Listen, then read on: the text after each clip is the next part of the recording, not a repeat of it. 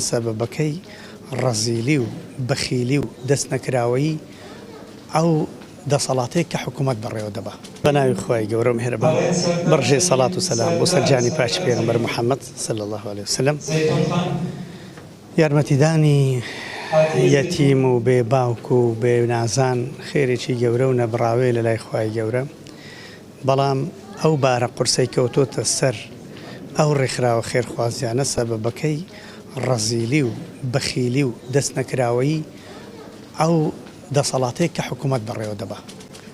لە منداڵێکی گچکە تا پیرەمێردێک بپرسا دەڵێ ئەشهەدو بالله، دەڵێن ئەشهەدو بالله، ئەو دەسەڵاتە ڕەزیل و بەخیلە. کەسێک بەرامبەر کەمینیەکی زۆر کەم کە یەتیمن دەستکراوە نەبێ، مەعاشێکیان نەبێ یەتیم.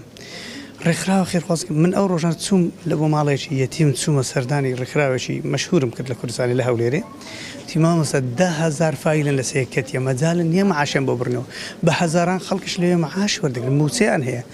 ئێستا بەتەمانە لەگەر بەرزبوونەوەی ئەو تەقاعودیەکەوە کەسێک وەفاتی کردیا 220,000 شەوە بەتەمانە جالەوانش ببڕن، هەندێکی دیکە ناوێن بخونەوە جا قوڕیان بەسەری فەقیرانە ئەوێشیان دەبڕێ، حکوومەتیش بە 3-4 مانگە هەتا مەعاشێکی بدا، دەبێت تووشی چ حاڵەتێک بن.